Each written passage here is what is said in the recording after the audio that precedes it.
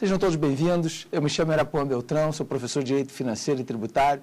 E hoje nós vamos estar respondendo às perguntas dos internautas que nos foram encaminhados para o saberdireito@stf.jus.br, referentes ao curso do Direito Financeiro que nós ministramos ao longo dessa semana.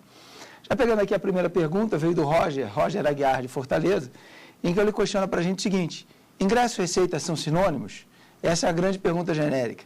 E veja só, Roger, a ideia de ingresso e receita funciona meio como gênero e espécie. Ingresso é o gênero de tudo que entra nos cofres públicos. Já a receita, ela tem aquela qualidade que nós falamos ao longo do curso, de ser uma iniciativa.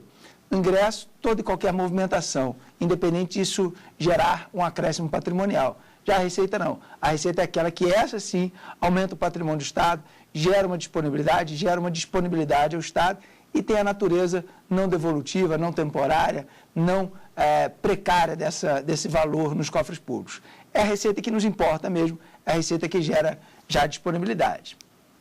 Um segundo questionamento veio do Douglas Tinga, do Distrito Federal, em que ele questionou o seguinte: olá, professor, existe distinção entre preços públicos e tributos? Certamente. Veja só, Douglas, o preço público e o tributo são as duas grandes fontes de receitas públicas.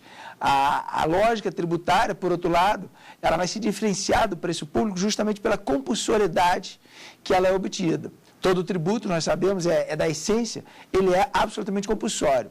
E daí vem a diferença para os preços públicos. Os preços públicos têm a natureza de receita, sim, são receitas, como falamos ao longo do nosso curso, originária, mas eles têm um caráter não compulsório na sua obtenção.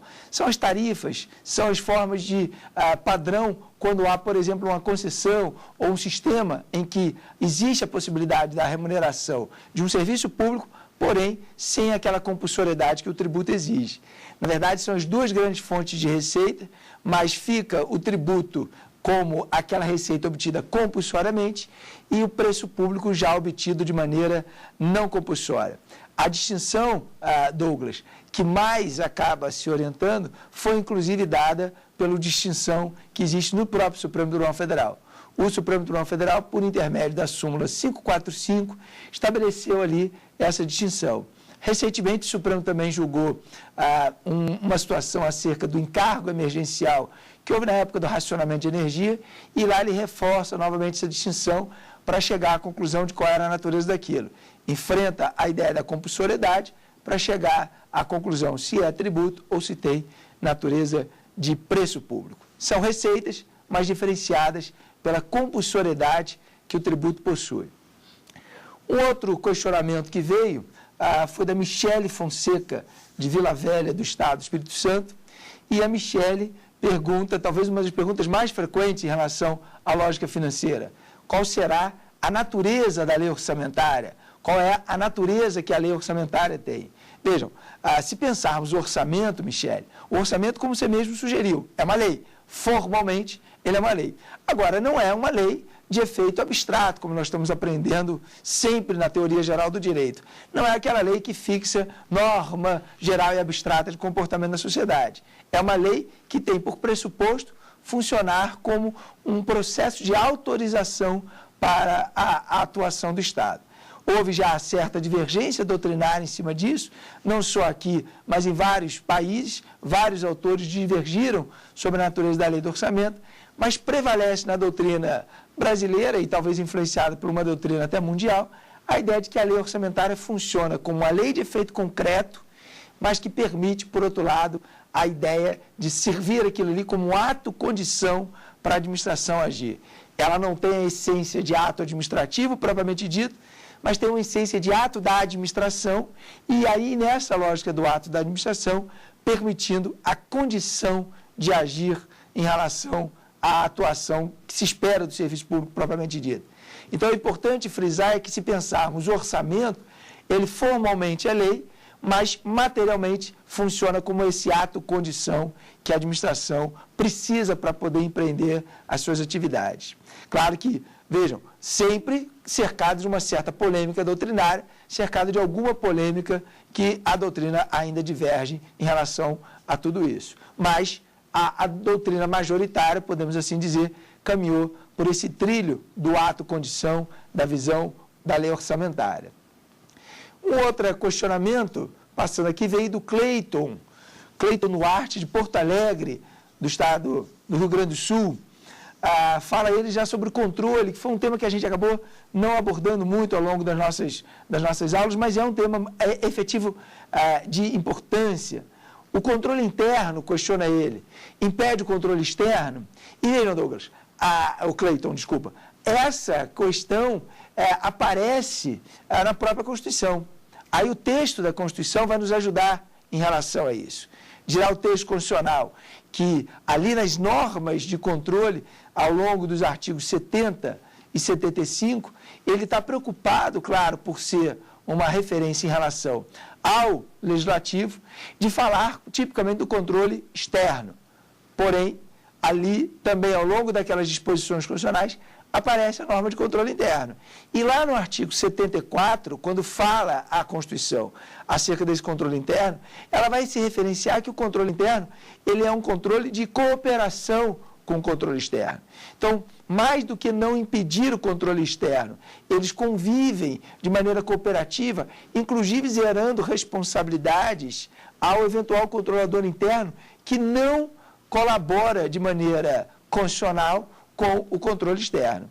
Na verdade, ambos são complementares, ambos são não excludentes, em razão da sua colocação, ambos são de mira a uma eficiência da administração e, consequentemente, eles vão ser orientados para que os dois se realizem, os dois possam aferir as suas medidas e os dois possam, por consequente, fazer a atuação da administração ficar cada vez melhor.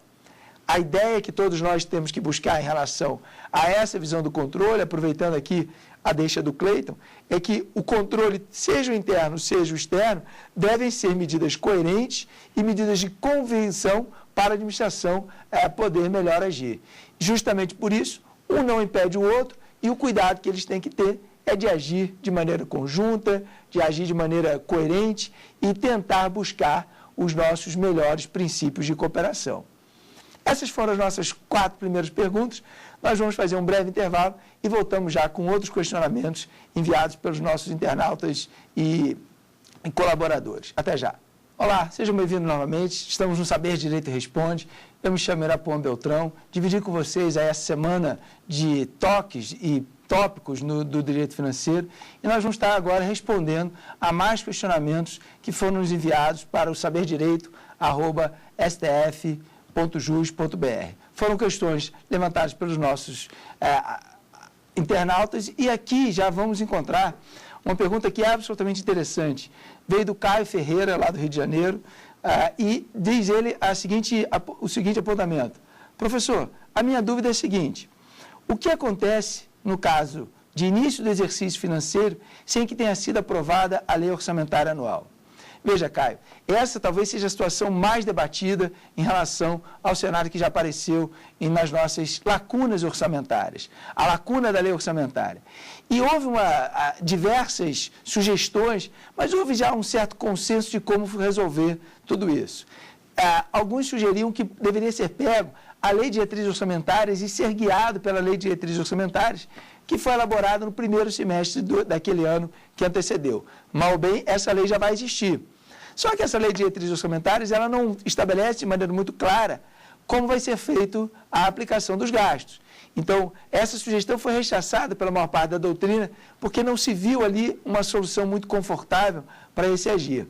Outro que deveria ser aproveitado o projeto de lei que foi encaminhado pelo Executivo.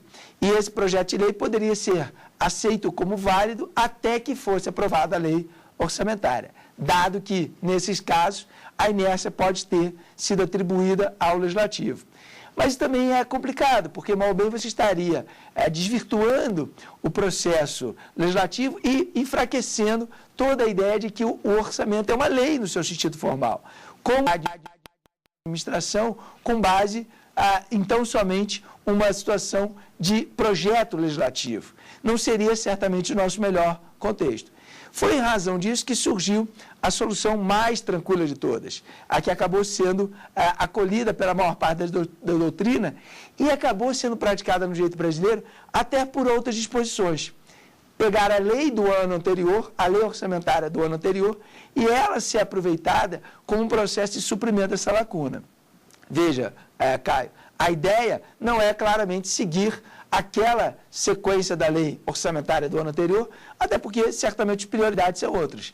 Mas enquanto não fosse aprovada a lei nova, a lei do ano que já se encerrou serviria de guia num processo de integração, suprindo a lacuna legislativa, portanto, e desta lacuna legislativa nós teríamos, finalmente, um cenário de que aquela lei pudesse ser aproveitada. É claro que não nos seus valores integrais, dividindo aquilo por 12 meses. Então, é como se a cada mês eu tivesse uma autorização de gasto de uma parcela. Ficou conhecida como sendo a regra do duodécimo. Divide a previsão do ano anterior em 12 e a cada mês você teria essa aprovação do duodécimo. Isso chegou a ser escrito em algumas normas de plano plurianual e, tradicionalmente, elas são escritas nas leis de diretrizes orçamentárias. Já prevendo o eventual retardo da aprovação da lei orçamentária, se consolidou essa ideia de que aproveita-se a lei do ano anterior, caso não aprovada até o 1º de janeiro a lei do exercício novo, mas aproveita-se a lei do ano anterior, dividindo o valor total autorizado por 12 meses, fixando, portanto, essa regra do duodécimo legislativo. Mas, de qualquer maneira, muito interessante sua pergunta, muito prática, é o que acaba acontecendo bastante. Uma outra questão veio da Gisele Sampaio, de São Paulo, e que questiona também um outro tema de absoluta presença hoje em dia. É possível o pagamento de dívidas por meio de precatórios? Veja, Gisele, a ideia do precatório, ele realmente não é para suportar dívidas. Mas hoje nós temos alguns elementos que devem ser lembrados. Primeiro, nós temos ao longo do artigo 100 uma previsão de compensação já dos precatórios na hora da sua expedição. Então, quem for devedor do Estado, daquele ente que vai expedir o precatório, já deve o próprio juiz, o próprio magistrado que processa a expedição do precatório, proceder a essa compensação de maneira automática. Pelo menos assim reconhece a Constituição. E o Supremo Tribunal Federal, além disso, tem entendido que o precatório é sim possível a utilização de pagamento de dívidas, mas claro, com alguns cortes. Por exemplo, os casos que o Supremo autorizou, ele reconheceu que o precatório poderia ser pago, especialmente naqueles estados que estão em atraso com o seu precatório. Tudo isso com a recomendação de não quebrar a fila, não quebrar a ordem de prioridade. Porque, mal ou bem, se eu aceitar o pagamento de dívidas por meio de precatório, o que acaba acontecendo é furar um pouco daquela fila. Então, e nesses casos que o Supremo aceitou, ele aceitou reconhecendo essa realidade. É possível, aceita-se o precatório na medida em que esse precatório funcionar ali como uma forma de uma dívida consolidada, já não paga, tempestivamente atrasada, e daí sim ele funcionar como um mecanismo do próprio sujeito titular daquele crédito procurar uma via qualquer para resolver essa questão. Há uma aceitação jurisprudencial, repito que o próprio Supremo já assim acolheu, mas de maneira a olhar isso de forma um pouco restritiva, não genericamente aceitando todos os casos. Repito que o caso mais comum é para os estados que estejam em atraso com essa quitação dos precatórios.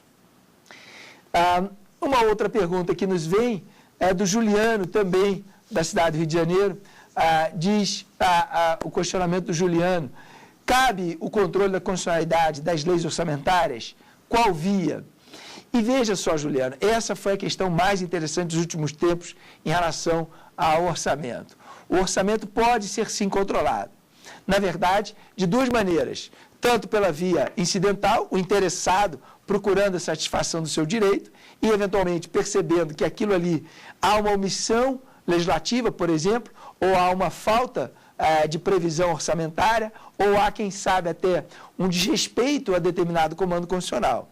Isso, dessa possibilidade do interessado, é um pouco menos frequente, porque, no final das contas, o interessado acaba se valendo de soluções de exigir a satisfação administrativa e não aparece de maneira muito clara a questão orçamentária. Mas é possível, é possível. O que o Supremo Tribunal Federal, por outro lado, consolidou no ano de 2008 e fez isso em 2 julgamentos, tanto da ação direta de inconstitucionalidade número 4048, quanto da ADI número 4049, é que é possível também o controle abstrato da constitucionalidade. É possível fazer esse controle de constitucionalidade da lei orçamentária.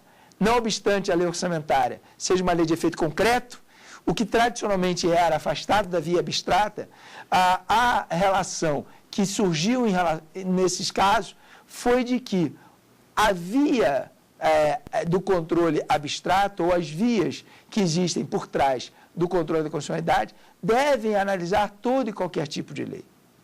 O que o Supremo Tribunal Federal consolidou, portanto, foi de que qualquer norma jurídica com efeito legal deve submeter-se a esse controle de constitucionalidade, inclusive pela via abstrata. Então, hoje já é afirmado, absolutamente tranquilo, veja você, Juliano, depois recupere a ementa dessa ADI número 4048, da possibilidade genérica do controle da constitucionalidade, inclusive e especialmente em relação às normas orçamentárias. Essas foram algumas dúvidas que foram encaminhadas pelos nossos internautas. Repito, lá pelo caminho do saberdireito@stf.jus.br. Nós vamos fazer mais um intervalo e voltamos depois com outras questões também já encaminhadas. Olá, nós estamos no Saber Direito e Responde. Eu me chamo Irapô Beltrão, sou professor de Direito Financeiro e Tributário e dividi ao longo da semana aí o curso que abordamos os principais tópicos de Direito Financeiro. Estamos agora já na fase de responder as dúvidas dos nossos telespectadores, dos nossos internautas que encaminharam para o saberdireito@stf.jus.br. Nesse bloco aqui, tem uma pergunta do Renato Brandão, de Goiânia, e diz o Renato: olá, professor, qual é a previsão e limite para as despesas de pessoal? Veja, as despesas de pessoal, como eu destaquei ao longo do nosso curso, na verdade, na nossa última aula, elas são o principal ponto que hoje há acerca da lei de responsabilidade fiscal em relação ao direito financeiro como um todo. A lei de responsabilidade fiscal teve o cuidado de definir de maneira muito categórica, no artigo 18, o que se entende por despesa pessoal, e a partir dali nós tivemos toda a disciplina dessas questões. Chama atenção, por outro lado, que essa limitação está no texto constitucional. O artigo 169 da Constituição é quem fala sobre essa lógica de ter limite de despesa pessoal, essa lógica de termos, numa lei complementar, um quantificativo dessa limitação de despesa pessoal. A partir daquilo ali que aparece no artigo 169, é que foi construída a Lei de Responsabilidade Fiscal. A Lei de Responsabilidade Fiscal, portanto, não só conceitua o que se chama de despesa pessoal, quanto nos artigos 17 vem estabelecendo essas limitações. De maneira global, no primeiro momento, define que a União terá 50% de despesa possível e os estados e municípios 60%. Entende-se, claro, e naturalmente o Distrito Federal nesse mesmo patamar, quase que equiparado aos nossos estados. O interessante vai surgir no artigo 20, porque no artigo 20 o texto legal abre esse quantitativo e começa a contemplar por modalidades. Começa a contemplar por modalidade do gasto em razão às estruturas de poder. Então, destaca para o Executivo, o Legislativo e o Judiciário, o Ministério Público, onde houver, também essa quantificação de despesa possível. Merece de todos ali um quadrinho elaborativo ali de como eu pego os 50% da União e divido lá 49% para o Executivo e assim vai ele destacando. Dos Estados, a mesma coisa. O Legislativo com 3%, o Ministério Público com 2%, e assim vai ele, definindo ali o padrão em relação a esse quantitativo que existe na Lei de Responsabilidade Fiscal. Mas, de qualquer maneira, Renato, é muito interessante a sua colocação, especialmente porque esse é o momento no qual a despesa pessoal mereceu bastante fundamentos. Já uma segunda pergunta aqui, e quase que no mesmo sentido, vem do Isaac Gouveia, de Porto Alegre, novamente. Quais são as consequências se não respeitar os limites de despesa pessoal? Veja, Isaac, nesse caso, nós temos previsões constitucionais e também da própria Lei de Responsabilidade Fiscal. A Constituição traz 3 consequências no artigo 69. Diz que, primeiro, deve ser reduzido os comissionados em pelo menos 20%. Isso já está ali no parágrafo 3º desse artigo 69.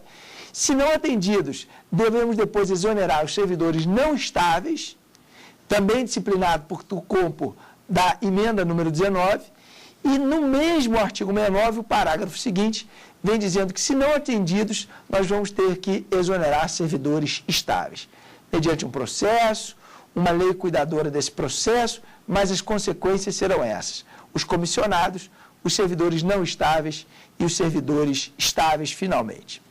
Na rara oportunidade que nós chegamos a aplicar isso, a solução pelos comissionados foi suficiente. O interessante de observar é que, além dessa previsão do artigo 69, a Lei de Responsabilidade Fiscal traz outras consequências. Notadamente, no seu artigo 22 e 23, estabelece as consequências para essa situação da desobediência em relação a esse patamar.